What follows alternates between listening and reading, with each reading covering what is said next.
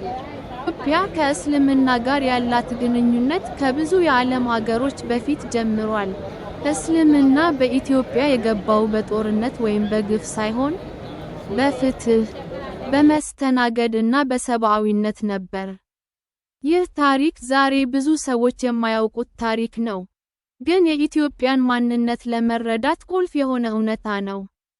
615 እንደ አውሮፓውያን አቆጣጠር ዓመተ ምህረት በመካ የእስልምና መጀመሪያ ዘመን ላይ ሙስሊሞች ከባድ ስደት ተጋጥሟቸው ነበር።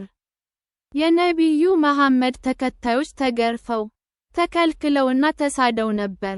በዚያን ጊዜ ነቢዩ ፍትሃዊ ንጉሥ ያለባት ሀገር አለች ብለው ተከታዮቻቸውን ወደ ኢትዮጵያ ላኳቸው።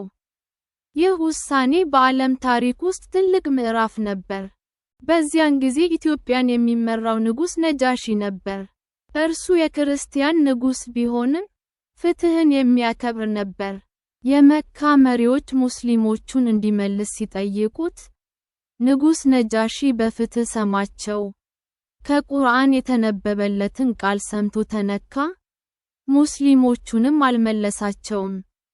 እንዲሁም በአገሩ ውስጥ በሰላም እንዲኖሩ ፈቀደላቸው። ይህ ነው የመጀመሪያው ሂጅራ፣ እና ኢትዮጵያ በእስልምና ታሪክ ውስጥ ያላት ትልቅ ቦታ። ከዚያ በኋላ እስልምና በኢትዮጵያ በቀስታና በሰላም መስፋፋት ጀመረ። ይህ መስፋፋት በንግድ መንገዶች በኩል ተፈጠረ።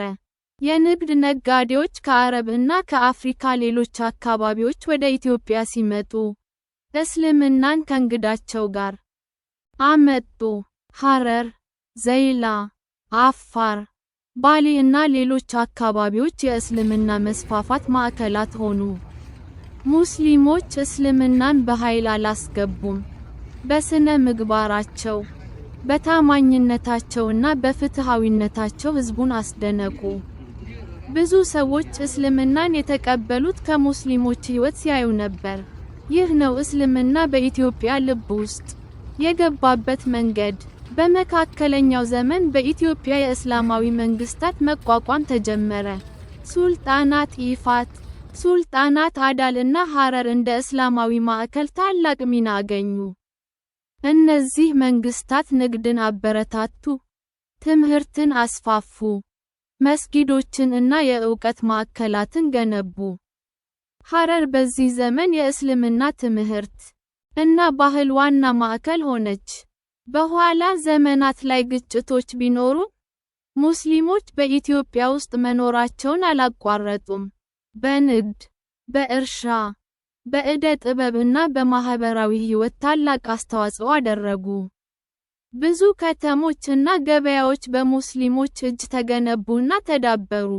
ዘመናዊ ኢትዮጵያ ውስጥ ሙስሊሞች የሀገሪቱ ትልቅ ክፍል ናቸው። በባህል፣ በትምህርት፣ በንግድ እና በማህበራዊ ሕይወት ውስጥ ተሳትፎታቸው ታላቅ ነው። የኢትዮጵያ ሙስሊም ታሪክ የሰላም አብሮነትን ያሳያል።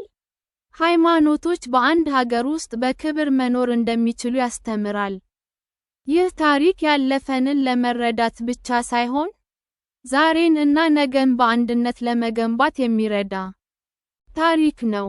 ኢትዮጵያ የተለያዩ ሃይማኖቶችና ባህሎች ቤት ናት፣ እና የኢትዮጵያ ሙስሊሞች ይህን ቤት ለመገንባት ለዘመናት አስተዋጽኦ አድርገዋል።